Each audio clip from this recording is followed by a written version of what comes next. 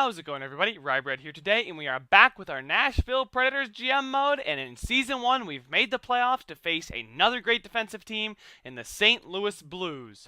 Now, if you guys remember, we were not the #1 team in our division, even though we had a fantastic season. I believe we had 101-point season, and you still don't win your division. That's just absurd. That's just rotten luck right there. But how the St. Louis Blues did this year, they finished 2 points behind us, so they're still a very, very good team. They, as far as goals for per game, are right up around 3, which is fantastic. But do allow 2.7 goals against per game, which is still, it's not bad, but it's pretty more even goals for and goals against. Their power play percentage is right up there at 21, so they're a top power play in the league, which is something we got to look out for. We don't want to give up take a lot of penalties, but when we get on the power play, guys, we can take advantage. As you can see, our power play was the best of the league at 26%, and their penalty kill is only at 79.3%. So under 80%, that's a team you can take advantage of on the penalty kill, which is kind of weird.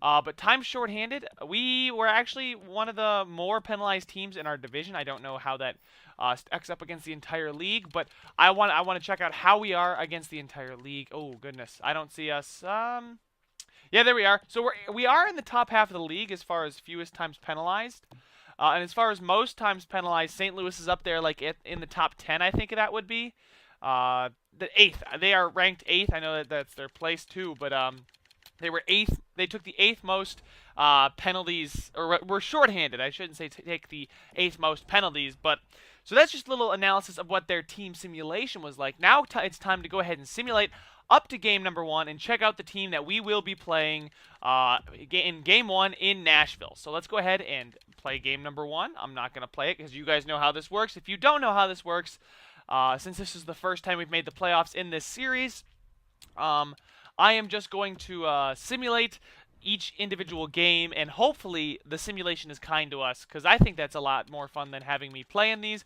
But you know, it's much more of a general manager mode. So as you guys know, these are our lines. I'm not changing it up much. I did see you guys say that if I acquired one Sedin, I should have acquired the other. But at some point, they're 36. You got to think they can be okay playing on their own, right? They don't need brother right there next to them as a little comfort blanket to play with them and help them. I mean, heck, Daniel Sedin was a fantastic acquisition as he came in second on the team in points. Now, I know he got a lot of his points in the over in Vancouver in the first half of the year, but in the second half of the year, I think he actually stepped up his production, which, believe it or not, is fantastic. So, enough talking about our team. The team we are playing, and oh my god, Vladimir Tarasenko already at a 94 overall sniper. Steen's up there still at 88, and Stastny's at an 88 too. The only thing we're lacking up here is that 90-plus overall guy. We've got the high 80s, but we don't have that 90-plus overall on the forwards, which is something I want to eventually acquire. Or maybe we can groom it from within. Then on their second line, they have Jaden Schwartz, the medium elite sniper. Latera and now Yakupov, who that's a pretty good second line. And then their third line, Sabatka, Brodziak, and Berglund. So a playmaker, two-way forward, and a two-way forward. So that's probably a pretty good all-around third line, and that's a very, very good line. And then their fourth line, Perron, Fabry, and Reeves. So they got Fabry the sniper down here with Perron and Reeves. Kind of interesting there. As far as how they set this up, because they got a sniper with a two-way forward and a grinder, so maybe it can contribute, but I don't know if this fourth line is going to contribute. Their top 3 lines are definitely contributing a lot. Defensively, yeah, they're a great team. Jay Bomeister up there, Alex Pietrangelo up there, Carl Gunnarsson and Colton Parayko. Parayko's going to be good, that's for sure. Edmondson and Bortuzzo. That's no slouch of a defensive core, guys. I would like to say we have the slight edge because we have 2 90s up here, an 86 and 85, and then an 83 and an 81, or an 80, I think it might be. But I would still give us the slight edge in defense. But guys, like if our defense only gets a slight edge, that other team's got to have a wicked good defense. But what scares me is their offensive core and just how deep it is. In like this second line, or this third line, is basically what our second line was until we acquired Sedin. Their second line is basically on par with ours. Their third line is pretty darn good. I think it's slightly better than ours. And our fourth line, I would give them the edge in the fourth line. As far as goaltending is concerned, though, Jake Allen, and then they have Carter Hutton behind him. So they're not a lot behind Jake Allen here. But 85 overall starter. He had a really good season, 919 goal save percentage and a 244 goal against average. So he did give up a decent amount of goals. But you know, as far as save percentage, he did make a lot of saves. So he's probably getting a lot of shots on, which is good for us because we have a pretty couple snipers up here in Forsberg and Sedin, and Neal takes a lot of shots, and I upped Arvidsson's his shooting's up there at 88. Raquel, I don't know if he takes a lot of shots. I can't tell now, but I underestimated our third line. I think our third line is slightly better, and their fourth line is ever so slightly better. But there we go, guys. These are the lines, as you can see here in 87 now. Ellis is now in 87. Interesting. And then, yeah, CC and Weber. Okay. And then in goal, we have the man, John Gibson, who had a Vezina Trophy type season. And hope if he doesn't get the Vezina Trophy, I'm going to riot, straight up riot. But now we got to play. Let's see if he can take it into the playoffs against the St. Louis Blues, guys. Very, very excited for this series. A very tough first-round matchup. With the way the new playoffs are set up, where 2 and 3 play each other from the same division, it's going to make it tough to go on a deep playoff run just because of how good this Central Division is. But, guys, our locker room chemistry is up there at 88%. Let's go ahead and hold a team meeting, see if we can get it up there even more, because most of our team, I believe, likes the demanding. Yep, and Subban and Yarncrook were the only two guys that didn't really like it, but a lot of the guys did go up as far as their morale. I don't like to mess around with morale a ton, but guys, we are clicking on all cylinders. A great second half to the season. Enough talking. Let's go ahead and get into game number 1 of our first Stanley Cup playoff match. All right, can we come out and have a great first period for these great fans in Nashville? Here we go, guys. First period. Oh, it's nothing after one. So goalies and defense are really... The defense is stepping up for both teams, and the goalies aren't, there's nothing getting past the goalies so far, but it's only been one period. Can we get one in the second period? And we do get one. Victor Arvidsson nets one past Jake Allen, but Paul Stastny answers just 7 minutes later and ties the game up for St. Louis as we head into the third period here, guys. We are out shooting them, which is actually pretty good. As we hit 5 minutes into the third period, we are pouring on the shots. Jake Allen in that defense, though, either they're keeping the shots off to a bad angle or Jake Allen is just standing on his head. And we gave St. Louis a power play. We can't do that, but our penalty kill is good enough to kill it off. 2 minutes left in the period, 1 minute, and we're headed to overtime in our first ever Stanley Cup playoffs match, guys. So let's see. Are we going to be able to take it for this home crowd here in Nashville? We give them a power play in overtime, and Tarasenko capitalize on it. You can't do that, guys. You cannot take penalties in overtime with a power play as good as the St. Louis Blues. I highlighted that before the matchup even started. You cannot let this team go on the power play because they've got such a good power play, but you need to draw the penalties. You guys can't take stupid penalties. All right, I'm not going to hold a team meeting because it didn't seem to work last time. So let's go ahead and get into game number 2, see if we can tie the series back up at home. We have lost home ice advantage, but let's see if we can go ahead and take at least one of the games at home. So let's go ahead and get into this first period. All right, nothing still. The goalies and defense seem to be doing well in the first period. Second period. And Daniel Sedin, the acquisition at the trade deadline, comes through and gives Nashville a 1-0 lead, headed into the third period. Here we go, guys. They are still out shooting us as we hit 5 minutes into the period. We are starting to put some shots on, and Johansson on the power play, I think, nets one past Jake Allen. That gets us a little bit of an insurance as we get into the second half of this third period. All right, now with 5 minutes left, it's still 2-0 for your Nashville Predators. 3 minutes, 2 minutes, and 1 minute left, and we're going to be able to close this one out, guys, with a 2-0 shutout win. John Gibson with a very, very good performance again, and our offense was able to find enough goals and enough offensive production to get us the win in this one. So let's go ahead, and then now we're off to St. Louis, and we'll go ahead and get into game number 3 here and see if we can take back home ice advantage from the St. Louis Blues. Since they took one on our home ice, let's go ahead and take at least one on their home ice. Let's keep the momentum going here, guys. Not the way I wanted to start the playoffs, but we did tie the series up. Let's see if we can keep it going into game number 3. First period. Tarasenko and Stastny, that first line, scoring 2 for them. But Arvidsson keeps it close and keeps the Predators in the game. and it's 2-1 as we head into the second period. Come on, guys. Can we at least tie the game up? They're out shooting us. I want to see some more offense from you guys.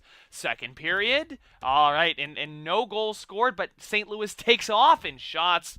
And John Gibson, again, is able to keep Nashville in this game, and it's only a 1-goal deficit. 5 minutes into the period, nothing happens, but Calle Yarncrook on that fourth line gets the game tied for your Predators, guys. 10 minutes left in the period, but now Yakupov on that second line scores for St. Louis, and we're on the power play, but we are unable to capitalize. 3 minutes left in the period, 2 minutes. Is somebody going to step up? And Gunnarsson nets the empty netter, and that would be it, guys. The Nashville Predators have been defeated 4-2 in game number 3, and St. Louis again takes a 2-1 series lead, and they are up 1 game in the series. All right, now we've been able to bounce back every time we lost. Let's go ahead and see if we can bounce back this time after we've lost, because I don't want to go down 3-1 in a series. That's not the kind of deficit you want whatsoever. So now it's going to be tough. We're on the Blues home ice, and now they have that home ice advantage. If they win every game at home from here on out, we are eliminated. We need to stop that streak and go ahead and take game number 4, a crucial turning point in the series. Come on, Nashville, have a strong offensive first period. And Sedin scores. He's trying to get us across that finish line, guys, but Fabry scores on that fourth line, answering Daniel Sedin just a minute and a half later. Come on, guys. I need to see a little bit more offense with shutdown defense. And Gibson, I know you've been great, but I need you to really, really stand on your head like you did all season. Second period. Oh, my God. What a period for both teams. Fabry scores his second, but Johansson and Salamaki get Nashville a 3-2 lead. And then Sabatka scores 2 by himself 2 minutes apart to get St. Louis a 4-3 lead as we now head into the third period, down by 1. Oh, come on, Predators. I want to see some defense step up and score. We are on the power play, and we're unable to capitalize. Our great power play isn't coming through against this great St. Louis Blues defense. 10 minutes left in the period, and we're still down by 1. Come on, Nashville. You guys were great all season. Don't get stifled by the St. Louis Blues team. 2 minutes, 1 minute. Oh, my God. And we are now down 3-1 in the series, 4-3 in this game number 4. Very, very tense moment heading back to Nashville for game number 5. We need to take this game to stay alive. Come on, guys. I need you. I need somebody to step up. Our offense comes in, but then our defense chokes, and our defense steps up, but nobody from the offense steps up. I need to have a complete game all the way around, both sides of the ice. We need to have a great game in front of our home fans. We cannot get eliminated in the first round. Let's go, guys. First period. And, they get a 2-0 lead, but Arvidsson, just before the period ends, is able to keep Nashville in it and keep it a 1-goal deficit. So Schwartz and Steen score under 2 minutes apart, but Arvidsson scores just before the period ends to give Nashville their first goal of the game. I need a much better second period than that. St. Louis has been scoring on us like crazy. We are the best offensive team in the league. Let's go and prove it to me, guys. Show me why we were the best offensive team in the league in this second period. And Mike Fisher on that third line scores with just a minute left, and that's a clutch goal as we now head into the third period, tied up. Shots are in favor of your Nashville Predators. Now we're on the power play. Can we get that? Oh, we aren't able to take the lead as we hit 10 minutes through the period here. Nashville's putting shots on. St. Louis is keeping up, though. It's still 2-2. And Craig Smith is able to score from center ice to get Nashville a 3-2 lead. 90 seconds, 30 seconds, and there we go. The center ice goal, guys, is able to propel Nashville into a game number 6 against St. Louis. The series is now 3-2 as we head to St. Louis and take on the Blues on their home ice, where their crowd will certainly be rocking as they want to advance to that second round of the playoffs. Let's go ahead and let's see if we can stretch it out to a Game 7. I'd really like to see us get into a Game 7 because I'm pretty confident in what our team can be if we get to that Game 7. So let's go, guys. Have another strong showing. That was good. When we faced adversity, we bounced right back. Late goals, but it's still a goal. Let's see if we can do it again in this first period. And Roman Josi, the defense, scoring right on top of the goalie there as he gives Nashville a 1-0 lead as we head into the second period. Come on, guys. More of the same. John Gibson, I need you to keep it down on lock, bro. You've been playing great so far. Keep it up. And offense, I'd like to get one more. And defense, keep St. Louis off the board. I'd love to see that. Second period. And there we go. Offense steps up. Defense steps up. And so does John Gibson, Forsberg, and Smith give Nashville a 3-0 lead as we head into the third period here.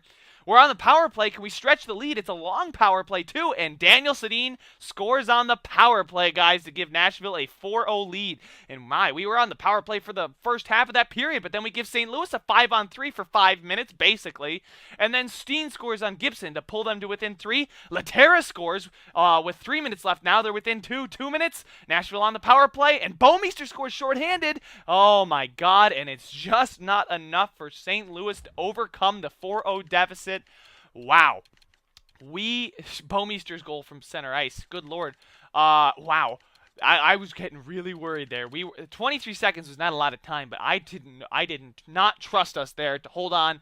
But John Gibson and the defense is able to hold off just long enough, and the offense gives us just enough insurance to take this game back home to Nashville for a game number 7, as we have tied the series up 3-3. What a way to start the playoffs, guys. A game number 7 early on. What's going to happen? We'll find out here. Your Predators fans, they are rocking. They are chanting. Let's see if they can propel your Predators into the second round of the playoffs. First period, and no goals, although they did severely outshoot us.